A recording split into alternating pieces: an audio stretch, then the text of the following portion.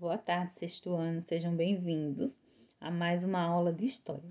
Espero que todos vocês estejam bem, como também a família de vocês. Então, vamos dar continuidade ao nosso assunto sobre a Mesopotâmia.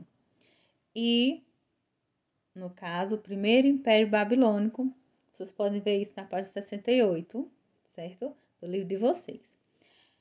Então, os amoritas foram povos semitas provenientes da Arábia e criaram o primeiro Império Babilônico. Fundaram a cidade da Babilônia, principal centro político e urbano, no qual a Babilônia é localizada a 90 quilômetros da atual Bagdá e foi uma das mais prósperas cidades na antiguidade, ocupando em seu auge as duas margens do rio Eufrates, com prédios, templos, palácios e majestosas muralhas.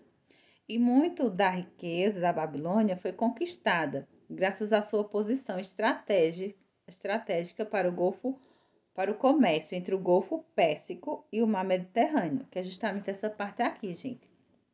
O Golfo Pérsico está aqui e o Mar Mediterrâneo está aqui. Então, essa parte aqui, ó, desenvolveu o comércio, que estava entre o Mar Mediterrâneo e o Golfo Pérsico, certo? Isso favoreceu esse crescimento, essa riqueza da Babilônia. Mas, porém, foi a conquista das cidades vizinhas, que possibilitou a criação de um grande império babilônico. Então, ou seja, o vasto império e os diversos povos submetidos à autoridade do imperador. Então, à medida que eles iam conquistando cidade, o império ia ficando mais forte, sob o domínio de um imperador. E para governar esses povos tão diferentes, foi elaborado pelo rei Hammurabi um conjunto de leis em torno de 1750, que recebeu seu nome, 1750 a.C., certo? O soberano que mais se destacou foi Hammurabi, 1728 a 1686, elaborando um código de leis que ficou conhecido como Código de Hammurabi. Era baseado na lei de Talião, olho por olho, dente por dente, e todo criminoso deveria ser punido de uma forma proporcional ao delito cometido, certo? E esse Código de Hammurabi regulamentava os mais diversos assuntos da vida cotidiana no Império. Dessa forma, ocupava-se de questões relativas à vida humana, às propriedades, aos direitos de herança, às atividades comerciais, à escravidão, à família e à honra. E as penas aplicadas variavam dependendo do grupo social. Por exemplo, os ricos, os mais importantes, os nobres, tinham um tipo de castigo. Já os pobres, tinham outro tipo de castigo. Vamos supor que fosse dividido por classe, escravizados. E outros mais lá, os mais simples aos mais ricos, a sua pena era aplicada de acordo com os grupos sociais a qual pertenciam, certo? E aí, dependendo, seria culpado ou seria uma vítima do crime praticado, dependendo do grupo social. Eu acredito que os ricos muitas das vezes sairiam, os nobres sairiam vítimas, mesmo sendo culpados às vezes. De modo geral, eles obedeciam a essa lei que eu falei aí, a lei de Talião, que era olho por olho e dente por dente, que era estabelecida uma espécie de punição equivalente ao crime cometido. Então, o código previa castigos como afogamento, amputação de órgãos e outras punições violentas, tá certo? Então, a prosperidade ajudou a transformar a cidade dos babilônicos em um dos grandes centros da antiguidade. E muitos monumentos foram erguidos, mas, apesar da riqueza desse período, novas invasões, quer dizer, revoltas internas, a morte do rei Hammurabi, foram instalando a crise no Império Babilônico e foram provocando sua decadência, sua fragmentação, Não estava mais unificado ali aquele império. Vocês podem ver aí na página 68, Nessa imagem, ver aqui a legenda, aprender a ler a legenda, Onde tem o vermelho nesse mapa significa núcleo central do Império Hammurabi. Onde tem o roxinho é a extensão máxima do Império de Hammurabi. Aí tem o título, Império Babilônico sobre Hammurabi, século 17 a.C. Então, essa parte vermelhinha, é onde se concentrava, era o núcleo central do Império de Hammurabi. E ele estendeu por essa parte roxinha. E aí vocês podem ver as cidades que estão dentro aí, certo? Do Império do núcleo desse império. Tem algumas, né, que tá puxada aí, a setinha de dentro do vermelho para fora, que também fazem parte. Tá certo? Vocês podem ver aí direitinho no livro de vocês. Cipá aqui, Exununa, né? Bacipa, Babilônia, certo? São algumas que fazem parte do núcleo. Vamos falar agora um pouquinho sobre os assírios. São de origem semita, viviam da agricultura e da caça, mas a principal atividade deles era a guerra, certo? Eles habitavam as margens do rio Tigre a partir do final do século segundo milênio antes de Cristo. Passaram a se organizar como sociedade altamente militar e expansionista. Eles realizaram diversas conquistas e expandiram seu domínio para além da própria Mesopotâmia, chegando ao Egito. E na religião eles eram politeístas, certo? Ou seja, tinham vários deuses. Então, eles impuseram fortemente seu poder na região da Mesopotâmia, certo? Então, se os nobres sumérios, vocês lembram que eles tinham o jogo de Ur como forma de diversão, a nobreza assíria, eles ficaram conhecidos por seu hábito de se divertir treinando para a guerra, né? Tudo que eles faziam, sua diversão era voltada para a guerra, por isso que eles se destacaram tanto por sua violência na guerra, que eles eram muito preparados, certo? Então, por exemplo, se vocês queriam se divertir, eles caçavam, por exemplo, um leão, onde todos os guerreiros ficavam ali atacando. Então, era a forma de se divertir.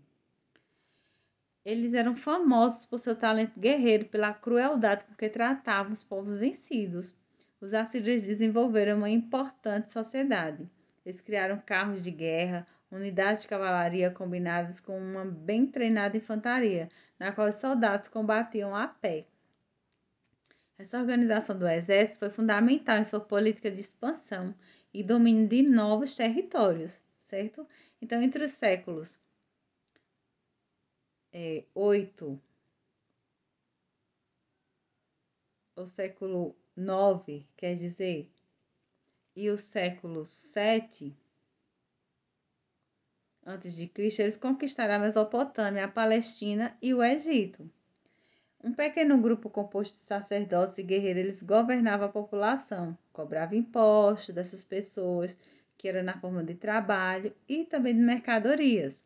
E as populações derrotadas em suas guerras de conquista eram escravizadas e tinham sua cultura totalmente desprezada. E para conter possíveis revoltas dos povos dominados, os assírios usavam a violência conforme de amedrontar os revoltosos, né? Então, eles usavam de violência para amedrontar esses que se revoltavam. Destruíam totalmente seus templos, profanavam túmulos, massacravam, mutilavam, né? Quer dizer, cortavam, arrancavam membros, né? Órgãos das pessoas. E torturavam. Isso tudo eram práticas comuns durante o avanço, né, dessas tropas assírias. Aí vocês podem ver, né, mais sobre, né, os assírios, que eles eram totalmente violentos, agressivos, né, e cruel. E aí eles dominavam o povo, reprimiam, destruíam totalmente sua cultura, provocavam constantes revoltas entre os dominados, que davam muito trabalho ao exército assírio. E seu centro administrativo do império era Nínive, tá certo? Depois vocês podem ler aí direitinho mais falando sobre nessa parte, tá bom? Então, o expansionismo assírio, século 7 a.C. Então, vocês podem ver aí na página 69 do livro de vocês. Na legenda aqui diz, a parte verdinha é o núcleo central do Império Assírio. A parte clarinha do verde claro, expansionismo assírio. E onde tem o pretinho é a capital do Império. Tá certo? Onde tem um quadradinho, que no caso é Nínive. Vou aqui destacar para vocês verem. Então, onde tem o verde mais escuro, são o núcleo do Charruquim, Mossul, Nirudi. E temos ali a capital Nínive, né? O roxinho aqui no meio, certo? E temos esse mais clarinho, que é para onde eles expandiram o seu império. Tá certo? Nessa parte aqui temos um breve resumo das civilizações mesopotâmicas, que vocês podem ver aí, né? Os sumérios, acádios, amoritas, assírios e caldeus. Um pouquinho um resumo de cada um. tá certo? Vocês podem ler aí direitinho para aprender mais, para fixar na mente. Nossa atividade está na página 69. Então, a primeira pergunta, do ponto de vista político, diferencia império de cidade-estado. Vocês vão pesquisar na internet o que é cidade-estado e o que é império. E aí você vai dizer o que é uma e o que é outra. 20. Explique por que a sua localização favoreceu o crescimento da cidade da Babilônia. Então, o que foi que aconteceu que favoreceu, né? Esse crescimento da cidade da Babilônia, sua localização, como era? Então, na página 68 você vai encontrar essa resposta, tá bom? 21. Explica as características do Código de Hammurabi. Então, você vai lá na página 68 também, que você vai ver o Código de Hammurabi, né? O que era, o que regulamentava, você vai dizer aí, tá bom? Você vai explicar essas características desse código. 22. Lista as cidades pertencentes ao núcleo central do Império de Hammurabi.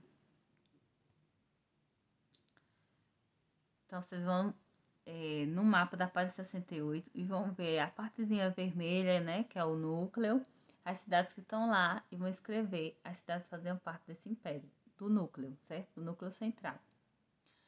23. Relaciona os jogos assírios à sua expansão territorial. Então, o que é que vocês vão dizer aí? Vão lá na página 69 e ver o que é que tem a ver os jogos assírios com a sua expansão, o território que eles expandiam cada vez mais, né? O que é que os jogos contribuíram nesse sentido? 24. Observe o mapa desta página e liste as áreas marítimas ligadas ao Império Assírio. Então, vocês vão observar esse mapa da página 69, nessa parte azul aqui, ó. Vocês vão observar. E aí, o que é que vocês vão fazer?